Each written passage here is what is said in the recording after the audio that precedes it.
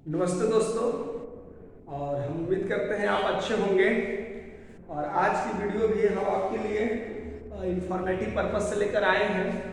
जैसा कि हम लोग साइंस में पढ़ते हैं, फादर या फाउंडर कौन किस चीज़ का आविष्कार है। जैसे हम लोग मैथ पढ़ते हैं तो मैथ का हमारे मन में ख्याल आता है कि मैथ का फादर कौन है। तो अभी हम ओवरऑल मैथमेटिक्स की बात करें तो इसके फादर आर्किमिडीज हैं। और इंडियन मैथमेटिक्स में जो बड़ा नाम आता है वो है आर्यभट्ट का। उसी तरह से हम जब साइंस पढ़ते हैं तो साइंस में हमारा ख्याल आता है कि भाई साइंस में बायोलॉजी है, फिजिक्स है, केमिस्ट्री है। इन सब के फादर कौन कौन है। फिजिक्स के फादर हम लोग को देखा जाता है, फिजिक्स में कोई इंडिविजुअल को फादर नहीं कहा जा सकता है। गैलीलियो का नाम आएगा, न्यूटन साहब हैं, और सदी के सबसे ज़्यादा इंटेलिजेंट, सबसे ज़्यादा मेधावी, आप नाम समझ रहे होंगे, एल्बर्ट आइंस्टीन। तो ये हमारे फिजिक्स के सामूहिक रूप से हम इसको फादर कह सकते हैं, ठीक है ना। केमिस्ट्री के फादर की बात की जाती है, एंटोनी लावोसियर है। बायोलॉजी के अरिस्टोटल हमने बात किया। क्या कभी आपके मन में ऐसा सवाल आया है कि आखिर हम साहित्य को पढ़ते हैं, अच्छी अच्छी कहानियां हमें लिख कर दी जाती है, अच्छे अच्छे नोवेल है, नोवेल के फादर कौन है। अच्छे अच्छे विलियम शेक्सपियर ने अजब प्रेम कहानियां उन्होंने लिखा है। भला जूलियस सीजर को कैसे कोई भूल सकता है, हैमलेट को कैसे भूल सकता है, ओथेलो है, मैकबेथ है। ये सारे ड्रामा है। आखिर ड्रामा के फादर कौन है। हमें स्कूल में बचपन से ही ऐसे लिखने के लिए कहा जाता है, बेटा आपको इस टॉपिक पर इतना लाइन से वर्ड्स में आपको ऐसे तैयार करना है। कभी मेरे मन में ये सवाल आया कि आखिर ऐसे के फादर कौन है। यदि हाँ आपके मन में ये सारे सवाल आए हैं तो आप वीडियो के अंत तक बने रहें। इन सारे सवालों का जवाब आपको आज मिलने वाला है। दोस्तों वीडियो को शुरू करते हैं। और आज का हमारा टॉपिक है fathers and founders in English literature. अंग्रेजी साहित्य में कौन से पार्ट का, कौन से नैरेटिव का, राइटिंग का कौन फादर है, आज इसको हम लोग डिस्कस करने वाले हैं। तो चलिए शुरुआत हम लोग करते हैं। सबसे पहले वो है हमारा पोएट्री सेशन से। तो हम लोग जानेंगे फादर ऑफ इंग्लिश पोएट्री, और ये हम लोगों के लिए आसान है, फादर ऑफ इंग्लिश पोएट्री, ठीक है ना। फादर ऑफ इंग्लिश पोएट्री की हम बात करें तो जो हमारा नाम आता है वो है हमारे जेफरी चौसर साहब का। जेफरी चौसर को भला कोई कैसे भूल सकता है। और इन्होंने हंड्रेड्स के वार्स में भी भाग लिए थे इंग्लैंड की तरफ से। और 1340 ईस्वी में इनका जन्म हुआ था और 1400 ईस्वी में क्या कर गए थे, ये मर गए थे। तो फादर ऑफ इंग्लिश पोएट्री की बात करें तो हमारे जो नाम आएंगे वो है हमारे जेफरी चौसर साहब, ठीक है। चौसर साहब ने की कई सारे एक से बढ़कर एक कृतियां आई हैं, जिसमें कैंटरबरी टेल्स सबसे ज्यादा फेमस है। काफी इन्होंने लेट शुरू किया था इसको लिखना और इसको फिनिश ही नहीं कर पाए थे, तो दुनिया से को अलविदा कर दिया। चलिए हम वर्क को बात करेंगे तो शायद हमारा जो मेन टॉपिक है आज का वो छूट जाएगा। तो हम लोग सिर्फ आज जानेंगे फाउंडर्स एंड फादर्स को। तो आपने देखा फादर ऑफ इंग्लिश पोएट्री किन्हें कहते हैं, जेफरी चौसर को। हम अच्छे अच्छे कविताएं लिखते हैं इंग्लिश में लिखे हुए, आप समझ गए हैं आज उनके फादर से बात कहाँ सुनी है, चौसर साहब से। उसी तरह से हम लोग प्रोज मतलब कहानी का वो पार्ट होता है। प्रोज एक तरह से जिसमें हमें अच्छी अच्छी कहानियां हमको पढ़ने को मिलता है। तो यदि फादर ऑफ इंग्लिश प्रोज की बात कर रहे हैं हम लोग, फादर ऑफ इंग्लिश प्रोज, ठीक है ना। तो इसमें जो हमें नाम याद रखना है दोस्तों, वो नाम है किंग अल्फ्रेड का। और ये आई थिंक जो सवाल है किंग अल्फ्रेड, जो 12th क्लास के विद्यार्थी होंगे उनके लिए वीडियो काफी मायने में इंपॉर्टेंट रहेगा, क्योंकि उनको इस तरह के 3 से 4 क्वेश्चन तो बोर्ड्स एग्जाम्स में पूछे जाते हैं। अभी जो हमारा जो 2 है, ये सवाल कई बार पूछा जा चुका है 1920 में भी। फादर ऑफ इंग्लिश कोच कौन है, तो आप याद रखिए किंग अल्फ्रेड का।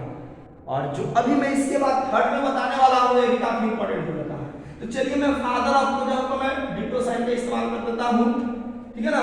फादर ऑफ इंग्लिश नॉवेल, ये भी सवाल पूछे गए हैं दोस्तों। इंग्लिश नॉवेल बिहार बोर्ड के 12th एग्जाम में ये दोनों सवाल हमसे पूछे जा चुके हैं हम लोगों से। तो आप देख लीजिए इस वीडियो को, आपको पता चल जाएगा। फादर ऑफ इंग्लिश नॉवेल की हम लोग बात करेंगे तो होगा हेनरी फिल्डिंग। और हम लोगों को एक नॉवेल भी पढ़ना था, ब्रिटिश नॉवेलिस्ट थे चार्ल्स डिकेंस साहब, उनकी एक नॉवेल थी डेविड कॉपरफील्ड। तत्कालीन जो ब्रिटिश का जो सोसाइटी था, इस तरह की सोसाइटी में, उन सारी सोसाइटी में घटने वाली घटनाओं को कैसा वहाँ की सोसाइटी था, बैकवर्ड जिस तरह से हम लोग यहाँ होता है, SC ST में हम लोग होता है, या फिर हाई क्लास लोअर क्लासेस होता है, तो उन्होंने हाई क्लास लोअर क्लासेस की जो खामियां हैं हायर क्लासेस की, उस पर उन्होंने काफी डिस्कस किया था, अच्छा लगा था। और हम लोग अभी एक और इम्पॉर्टेंट बात करेंगे, काफी इंटरेस्टिंग नॉवेल रही थी डेविड कॉपरफील्ड, आप पढ़ सकते हैं जाकर के। अगला है हमारा father of English modern prose. सिर्फ हमने प्रोज के नाम लिखा था, अल्फ्रेड किंग अल्फ्रेड का नाम याद रखना है। और father of modern English prose की बात करेंगे, हमने मॉडर्न वर्ड इस्तेमाल कर दिया, मॉडर्न इंग्लिश प्रोज। तो इसमें दोस्तों हमें नाम याद रखना है, वो नाम याद रखना है फ्रांसिस बेकन का। फ्रांसिस बेकन, बेकन साहब को हम लोग इसलिए जानते हैं क्योंकि ये बहुत अच्छी एस्से लिखा करते थे। और मैं आगे बता रहा हूँ, फ्रांसिस बेकन ही वो राइटर हैं जिनको हम फादर ऑफ एस्से भी कहते हैं। तो आपसे आपको कोई एस्से लिखने के लिए कहता है तो आप याद रखिएगा। और इनकी जो फेमस है ऑफ स्टडी ऑफ ट्रूथ करके, इन्होंने कई सारे एस्से भी इन्होंने लिखे हैं। तो father of modern English prose Francis Bacon, और फादर ऑफ इंग्लिश प्रोज की सिर्फ हम प्रोज की बात करेंगे तो किंग अल्फ्रेड का नाम आएगा, ठीक है ना। उसी तरह से फादर ऑफ मॉडर्न लिंग्विस्टिक्स की हम लोग डिस्कस करेंगे, फादर ऑफ मॉडर्न लिंग्विस्टिक्स। चलिए फादर को मैं कॉमन कर लेता हूं, मैं मेंशन नहीं कर रहा हूं क्योंकि टॉपिक ये है मॉडर्न लिंग्विस्टिक्स। और मॉडर्न लिंग्विस्टिक्स फादर का जो नाम आता है वो हमको याद रखना, ब्लूम्सफील्ड ये कहलाते हैं हमारे फादर ऑफ मॉडर्न लिंग्विस्टिक्स। इस चीज को याद रखेंगे। और अभी हमने आपको जो नाम बताया था, अभी मैं बता देता हूं कि जो एस्से के जो फादर हैं उनका नाम हमने फ्रांसिस बेकन बताया। तो चलिए आप लिख लीजिए father of English essay, father of English essay, ठीक है ना। आप ध्यान से सुन लीजिए, यहाँ पर क्या इंक्लूड करना है हमें, फादर ऑफ इंग्लिश एस्से। नाम तो आपको पहले से मैंने बता दिया हूं, सिर्फ बेकन हम लिख देते हैं, फ्रांसिस बेकन का पूरा नाम है, तो ये चीज आप याद रखेंगे, ठीक है। इंग्लिश एस्से, यदि एक इसमें कॉम्प्लिकेटेड एक सवाल पूछता है हमारे पास, यदि सिर्फ फादर ऑफ इंग्लिश एस्से है तो हम फ्रांसिस बेकन का नाम लेते हैं दोस्तों। यदि फादर ऑफ एस्से जो इंग्लिश यदि नहीं है, सिर्फ मैं इसको पूरा लिखता हूं, फादर ऑफ एस्से, इंग्लिश एस्से नहीं, सिर्फ एस्से, तो हम लोगों को एक नाम याद रखना है, मॉन्टेगन, MONTAIGNE,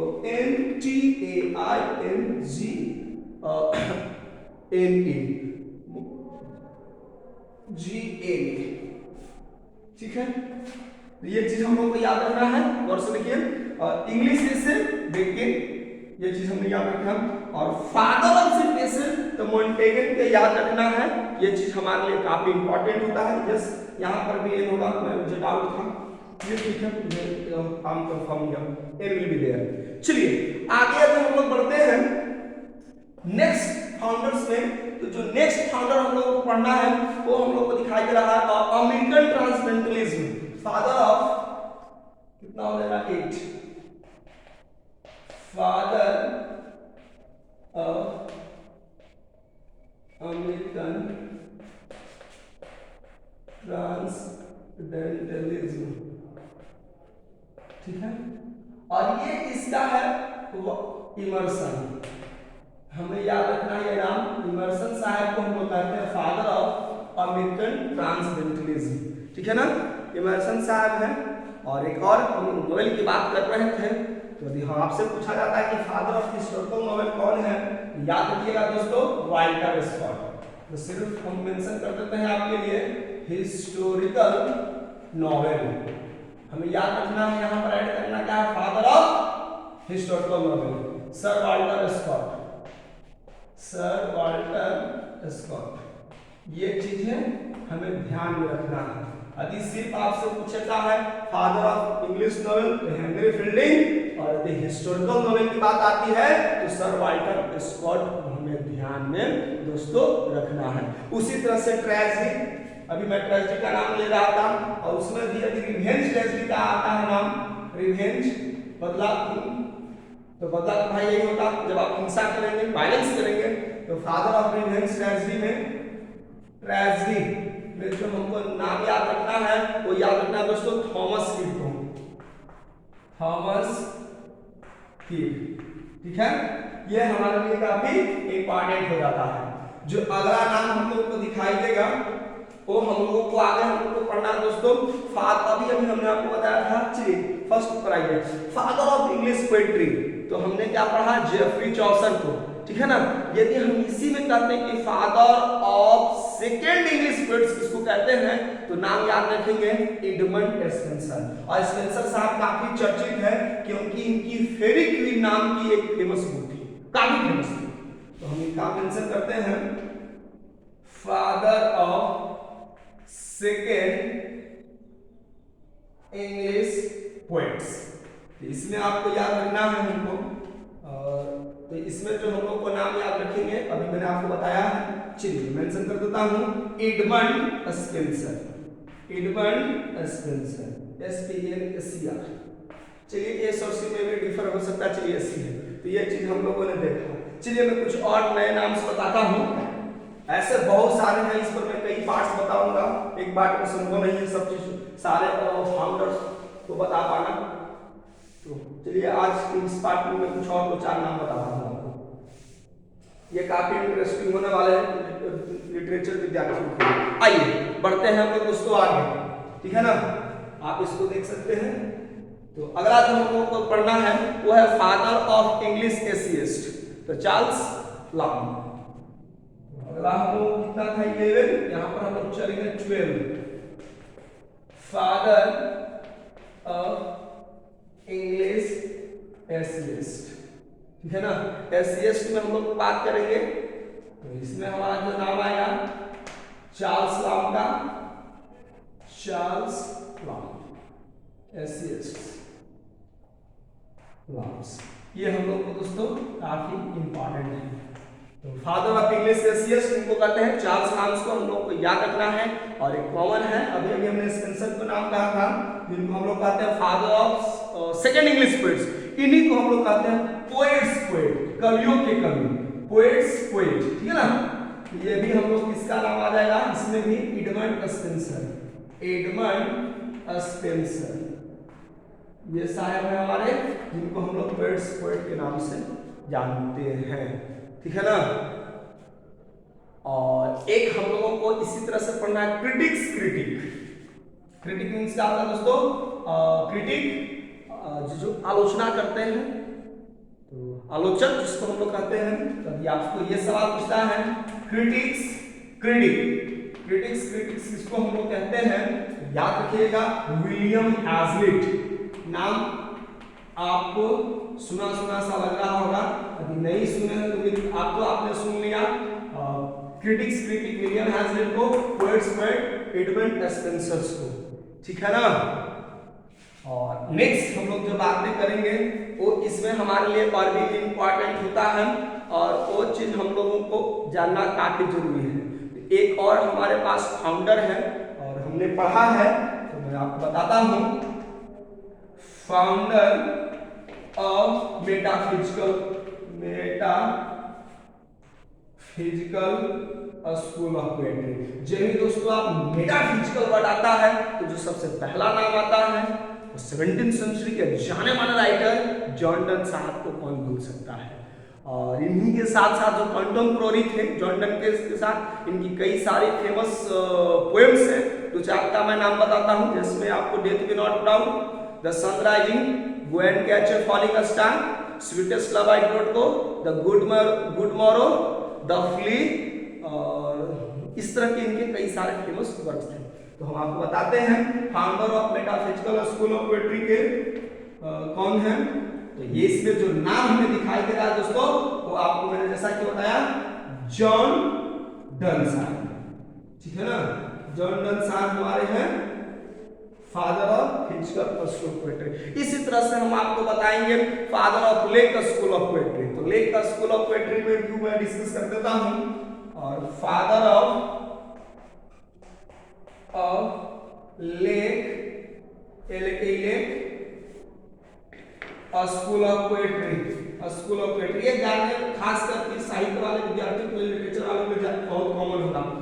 हम ऐसे व्यक्ति का नाम लेने जा रहे हैं, ऐसे पोएट का नाम लेने जा रहे हैं जिनको हम लोग नेचर पोएट्स कहते हैं। और इनकी जो कविताएं हैं डैफोडिल्स, भला आपने लोअर क्लासेस 6-7 में पढ़ने को हमको मिला होगा डैफोडिल्स को। और तो आपने समझ गया है इसका father of lake school of poetry किनको कहा जाता है, विलियम वर्ड्सवर्थ को। विलियम वर्ड्सवर्थ की थोड़ी सी बात कर ले जाए तो ये जो विलियम वर्ड्सवर्थ है इनको और भी किस चीज के लिए जाने जाते हैं, इनके एक साथी थे एस.टी. कोलरिज, और इन्होंने अपने साथी एस.टी. कोलरिज के साथ मिलकर के 1798 में 1798 में इन्होंने लिरिकल बैलेड्स की शुरुआत की थी। उन्होंने लिरिकल बैलेड्स को लिखा था और तब से ही रोमांटिसिज्म की इंग्लिश लिटरेचर में शुरुआत हो गई। और जो विलियम वर्ड्सवर्थ साहब हैं ये 1770 ईस्वी में इनका जन्म हुआ था। 1850 ईस्वी में क्या हुए, इनकी देहांत हो गई थी। और मैं दोस्तों याद करेंगे विलियम वर्ड्सवर्थ को एक पोएट्री है जिसको हम लोग कहते हैं लूसी पोएम, और लूसी पोएम के लिए काफी फेमस हुए थे और वो वाकई में उनकी पोएट्री थी। और लूसी पोएम कहीं कहीं हमको देखने को मिल जाता है, जिसमें से एक दो नाम मैं आपको बताता हूँ। जैसे आपने सुना होगा ए स्लम्बर डिड माय स्पिरिट सिंग, ये लूसी पोएम का है। 3 years he grew in sun and shower, ये भी लूसी पोएम का ही पार्ट है। और 1742 ईस्वी में इनको 1742 में ये इंग्लैंड के नेशनल पोएट बने थे जिसको हम लोग कहते हैं पोएट लॉरिएट। और तब से लेकर के 1750 ईस्वी तक अपने जीवन के अंतिम दिन तक ये पोएट लॉरिएट बने, अर्थात नेशनल पोएट रहे। तो दोस्तों आज की वीडियो में इतना ही। मैं उम्मीद करता हूं कि आज की वीडियो आपके लिए काफी मददगार साबित होगी, और इस पर हम और कुछ पार्ट्स में जो भी हमारे फादर्स या फाउंडर्स बचे हुए हैं उसको मैं अगले वीडियो में आपके साथ डिस्कस करूंगा। तो थैंक्स फॉर वाचिंग दिस, और फिर से मैं आपको कहता हूं वीडियो पसंद आए तो आप दूसरों को शेयर करना ना भूलें। Thank you.